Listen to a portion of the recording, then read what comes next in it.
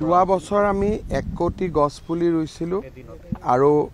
এই গছ পুলিৰ 95% গছ পুলি জীয়াই আছে সেইটো আটাইতকৈ ডাঙৰ সফলতা কিন্তু কেইটামান জায়গাত স্যাৰ এটাও নাই হেতু বঙাইগাঁৱে কক আপুনি নাহৰকটিয়াই কক বা জুহাতে কক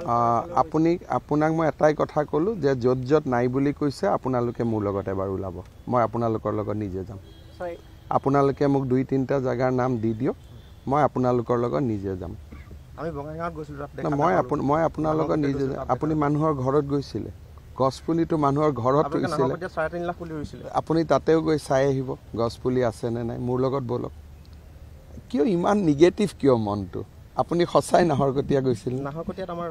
আপোনাৰ ৰিপৰ্টাৰ যোৱা বাদ দিয়ক আপুনি গৈছিল জানো নাহৰকটীয়াত গছপুলি নাই না আপুনি গৈছিল জানো না কেমেৰাটো গছপুলি নোহোৱা জায়গাটো কেমেৰাটো লগাব পাৰি সেইকাৰণে মোৰ লগত নাহৰকটীয়াত গ'লে মই গছপুলি কেডাল চাব যাম আপোনালোক মোৰ লগত ওলাব আৰু তাৰ পিছত যদি কথাটো ভুল হয়